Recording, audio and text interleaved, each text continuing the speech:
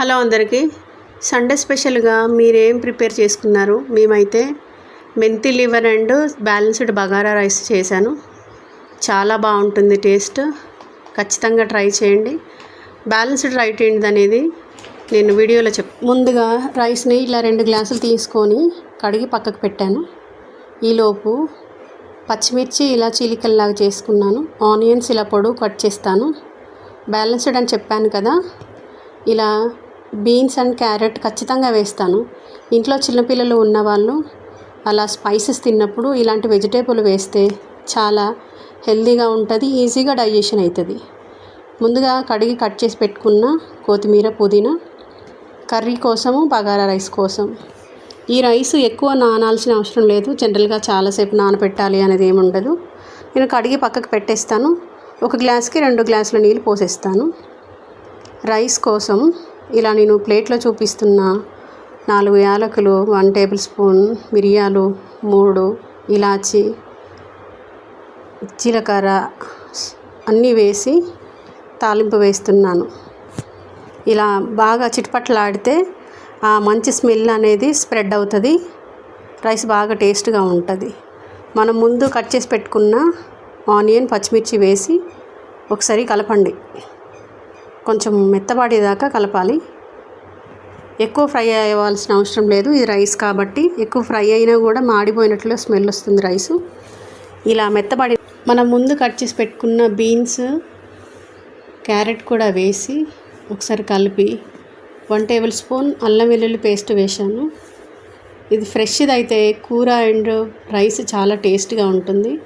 తర్వాత అవి కొంచెం మగ్గిన తర్వాత పుదీనా, కొత్తిమీర కూడా వేసి బాగా కలిపి ఒకసారి మూత పెట్టండి. మూత పెట్టడం వల్ల ఆ స్మెల్ అనేది బయటికి పోదు, మంచిగా ఈవెన్గా కుక్ అవుతుంది. ఇలా ఉడికిన వాటిలో మనం వాటర్ క్వాంటిటీ పోసుకోవాలి. 1 గ్లాస్ ఏ బగారా రైస్ అయినా 1 గ్లాస్కి 2 గ్లాస్ వాటర్ పోస్తాను నేను.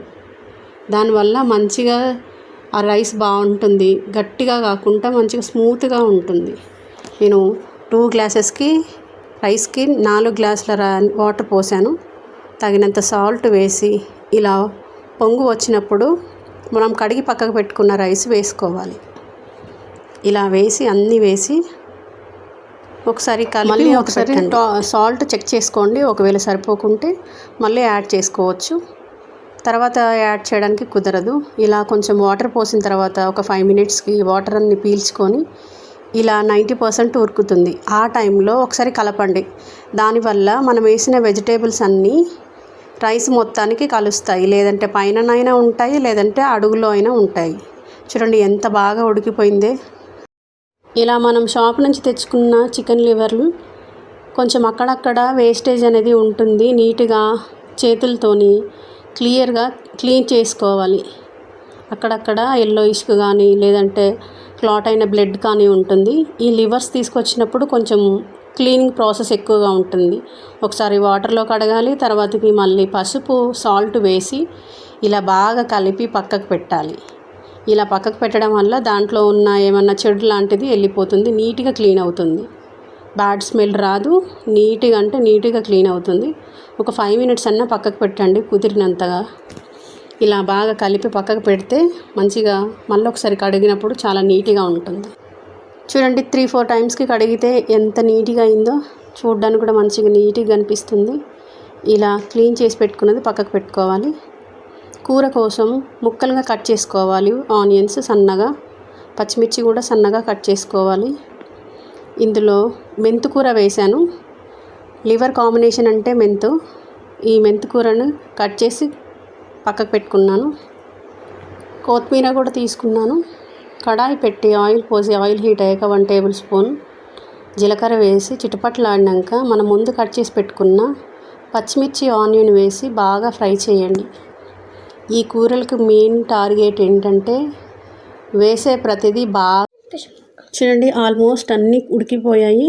ఇప్పుడు 1 టేబుల్ స్పూన్ సాల్ట్, అల్లం వెల్లుల్లి పేస్ట్ ఫ్రెష్ది వేయండి.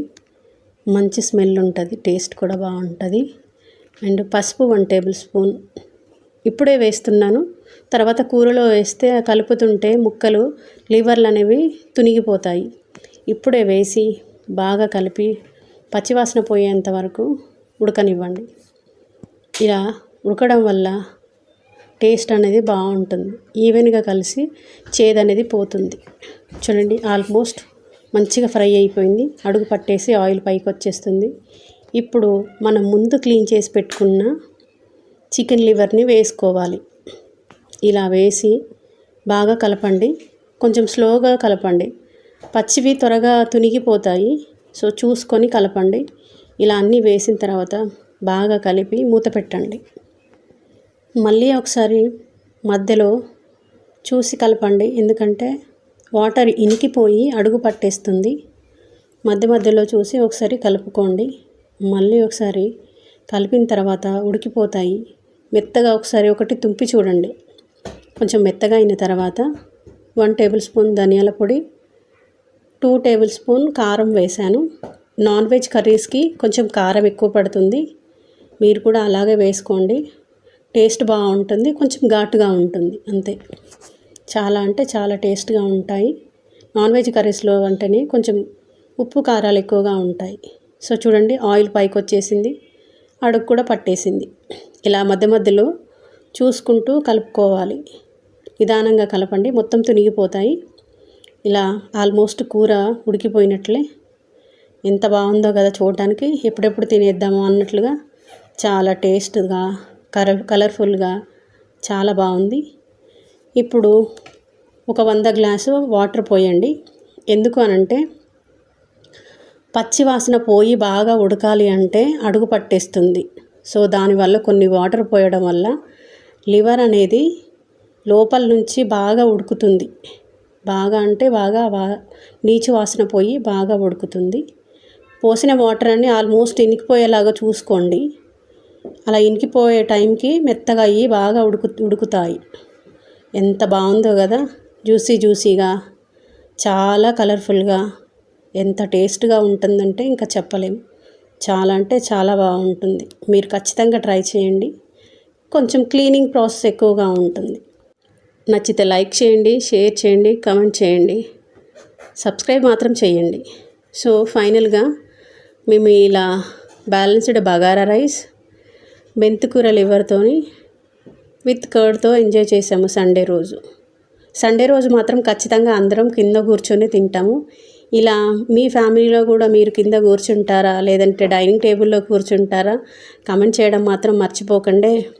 చూడండి, నేనైతే ఇలా ఎంజాయ్ చేశాను. నాకు లివర్ అంటే చాలా ఇష్టం. నేను నా చైల్డ్హుడ్ నుంచి లివర్ బాగా తింటాను. మీలో ఎవరు తింటారో అలా కామెంట్